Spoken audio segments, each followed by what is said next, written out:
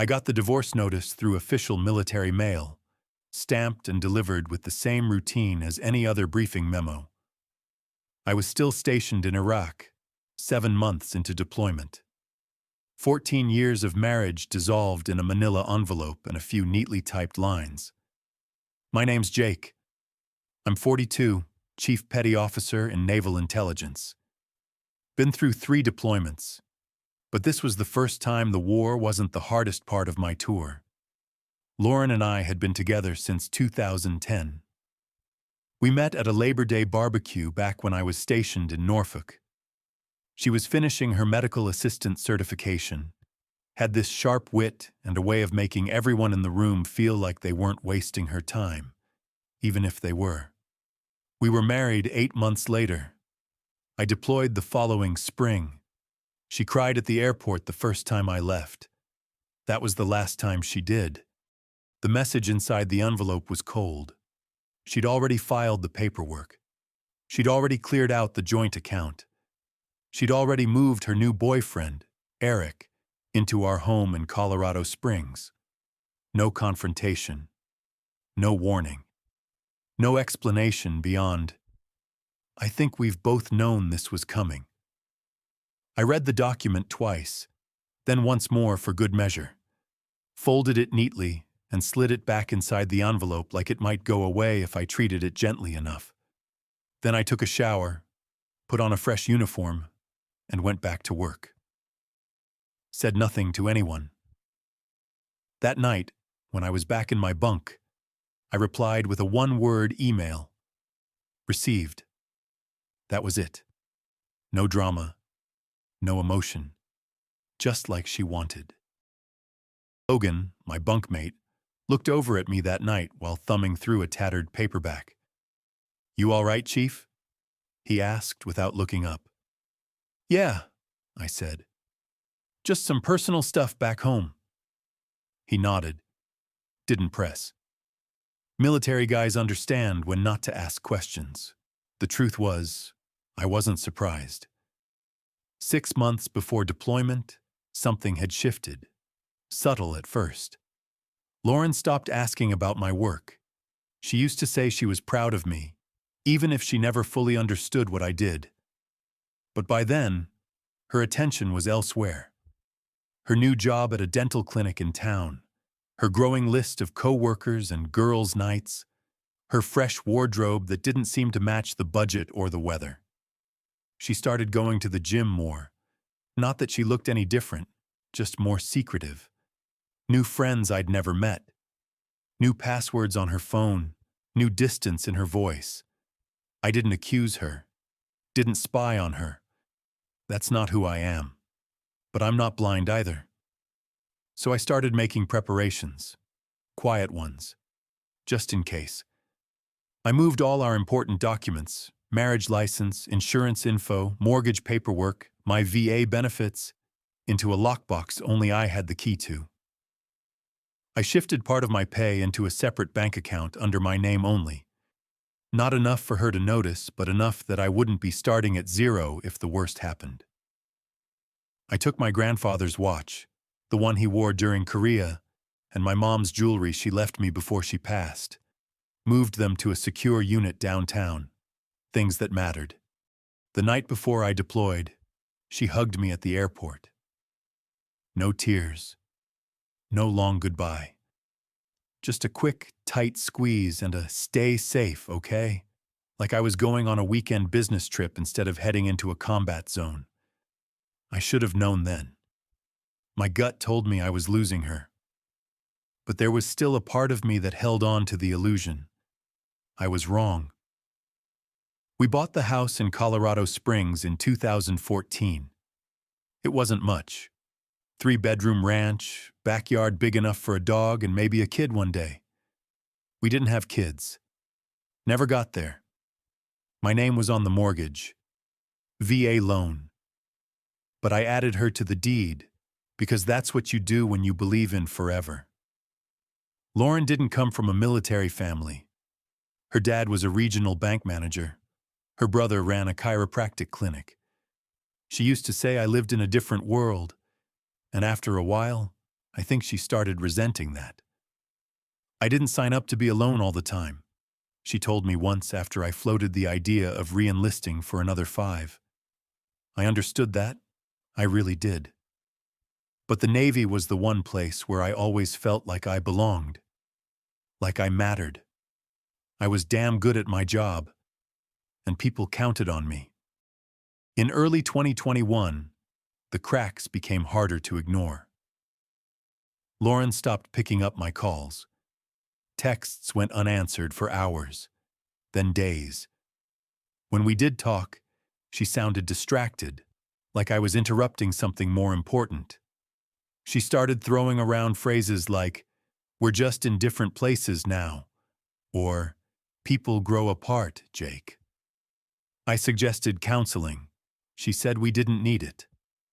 "We're fine," she said. "This is just a phase." But it wasn't a phase. The late nights at the office turned into weekend trips with friends I'd never heard of. I stopped asking questions, stopped hoping. But I didn't stop preparing. My dad used to say, "Never go to war without knowing where your ammo is." That stuck with me. So while she was out getting drinks after work, I was reviewing everything: title paperwork, retirement benefits, our investment accounts, and the home loan files she once brushed off like junk mail. 2 weeks after I got the divorce paperwork, I was in the base mess hall when my phone buzzed. It was a fraud alert from my bank. Another withdrawal. This one was for $88,000. I opened the app and stared at the balance. Our savings, gone.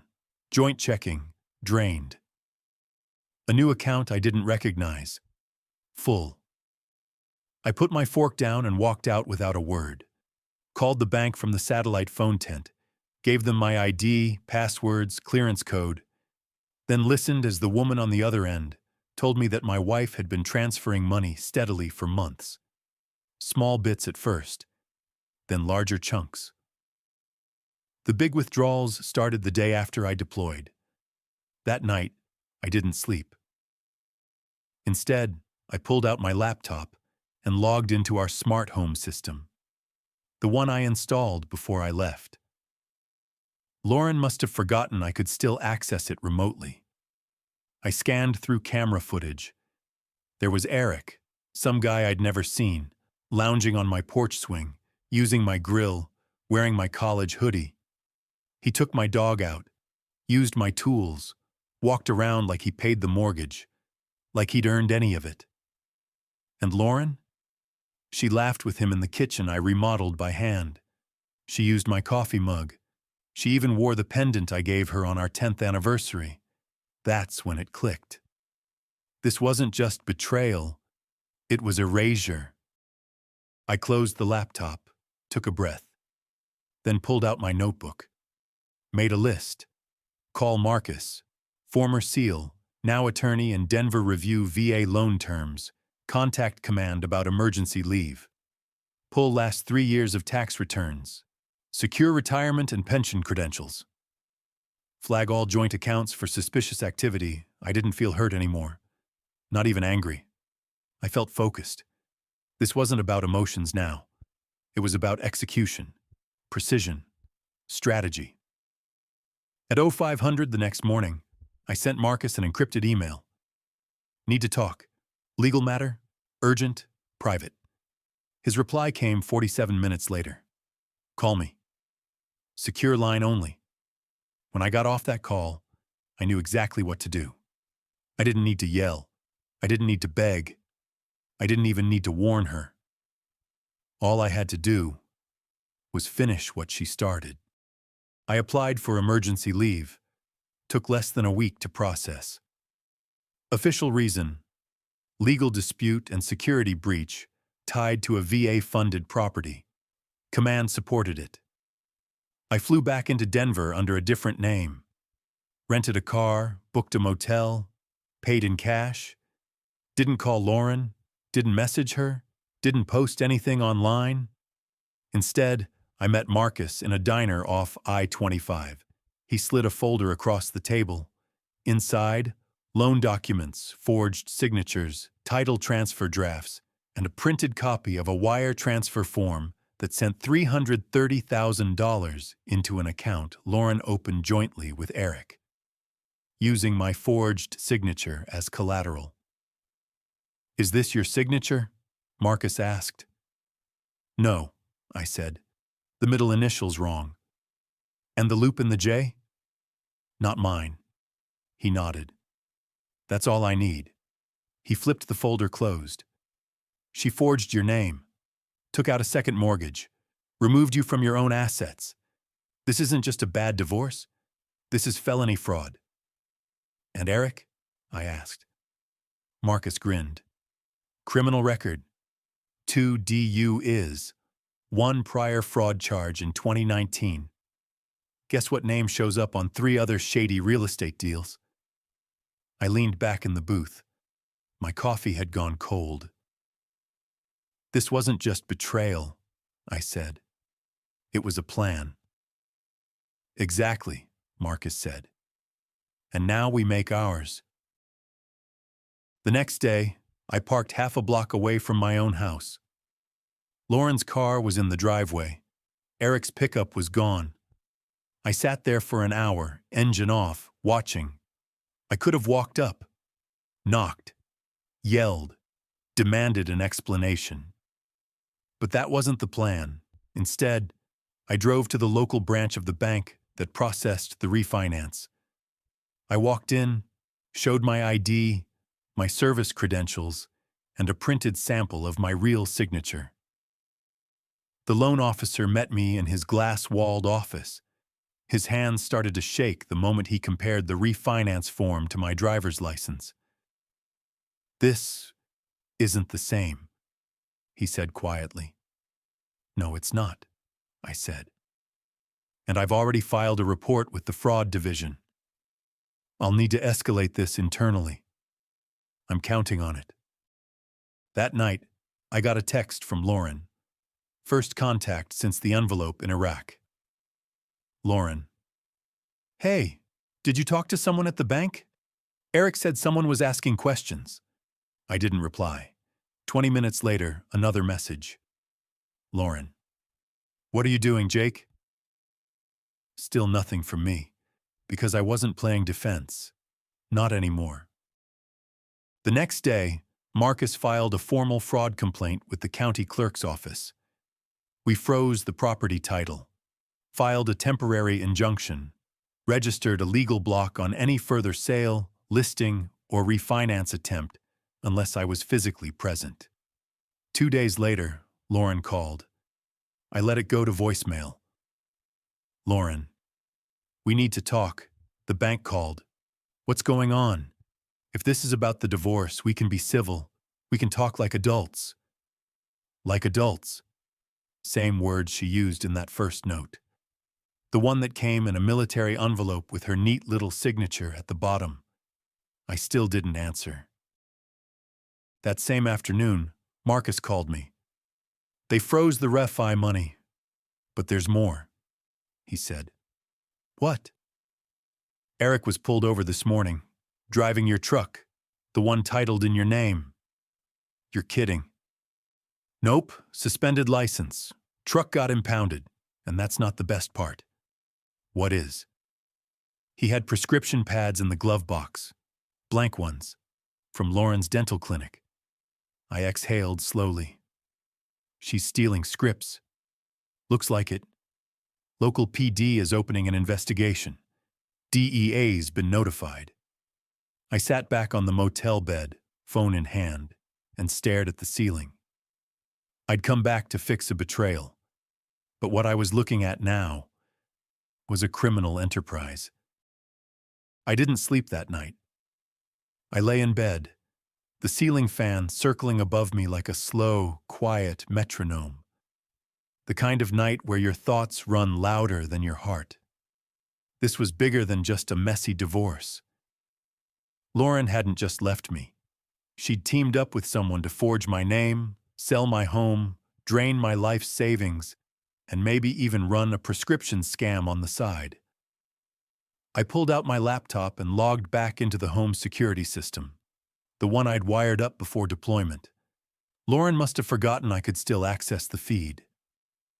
At 10:17 a.m. the next morning, a car pulled into my driveway, real estate company decal on the door. A man stepped out. I recognized him from the mortgage documents Marcus had dug up. His name was Daniel Stone, licensed broker, known for quick cash flips, bad reputation buried under layers of shell LLCs. Eric came out to greet him. They shook hands, then disappeared inside. I called Marcus.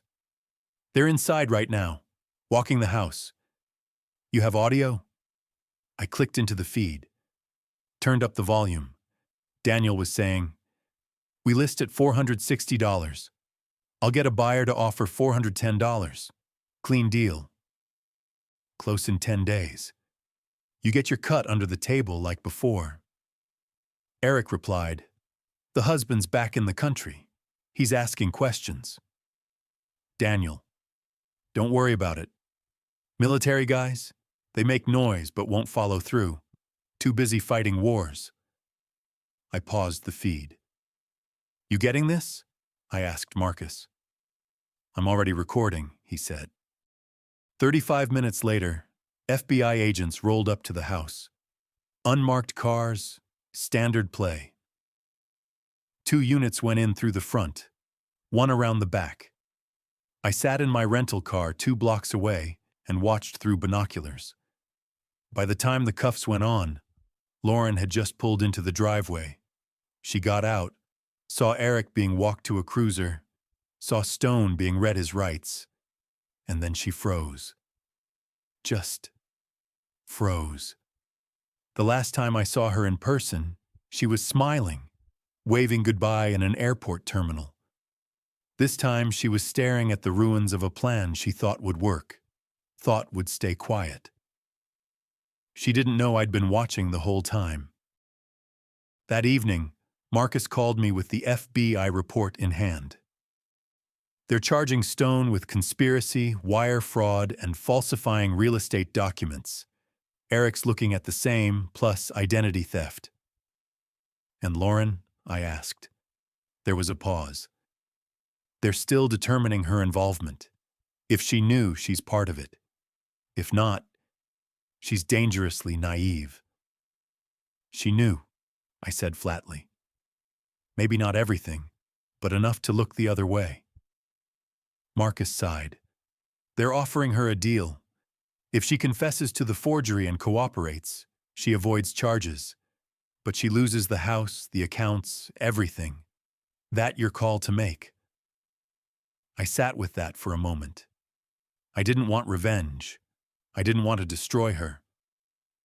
But she'd tried to erase me, to build a life off my name, my credit, my sweat. She'd made her choices. She signs everything over, gives a full confession. "No excuses. I won't press criminal charges," I said. "Done." Lauren signed.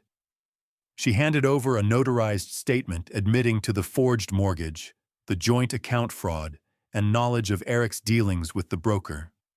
She forfeited all claim to the house, the pension, and the vehicle.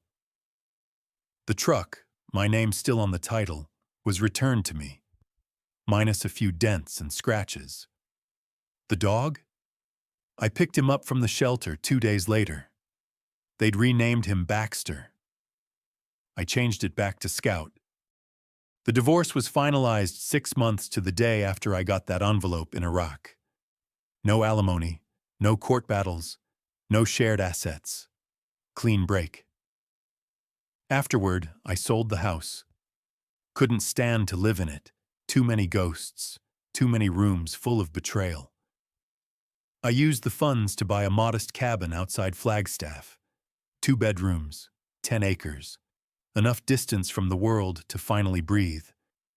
I retired early. 20 years was enough. Started doing carpentry work, little jobs for neighbors, fixed fences, built rocking chairs, repaired porches, quiet work, honest work. One afternoon, While clearing out old boxes, I found the letter again, the one from the woman in Tennessee. "You don't know me," she'd written, "but you saved our home. My husband was deployed when those same men tried to take everything from us. The FBI said your case helped bring them down. Thank you." I read it again, then pinned it to the wall of my workshop. I haven't seen Lauren since the day they arrested Eric. Last I heard, she moved back to Oregon, living with her sister, working reception again, back where she started. I don't hate her, but I don't forgive her either. You can't forgive someone who never truly apologized, only admitted to survive. And that's okay. Because I didn't rebuild my life to spite her. I rebuilt it for me. My mornings are quiet now. Scout runs the trail behind the cabin like it's his full-time job. I drink my coffee on the porch. No emails, no court dates, no lies hanging in the air. The scars are still there, but they don't sting like they used to. Sometimes I think about how close I came to losing everything. Not just the money or the house, but myself, my center, my code. Lauren thought I'd never come back, that I'd never know, but I came back. I watched, I listened, I moved quietly, and when the time was right, I finished what she started. The fixer, 10 years federal time. Eric, 6 with no parole. Stone, banned from real estate, ongoing civil suits. Lauren, she walks free, but lost everything she tried to steal. And me? I live free, not angry, not bitter, just aware. I know now what people are capable of when they think you're not looking. And I know exactly what I'm capable of when they forget who they're dealing with. Because you can take my money. You can take my house. But you don't get to take my name. And you don't get to write my ending.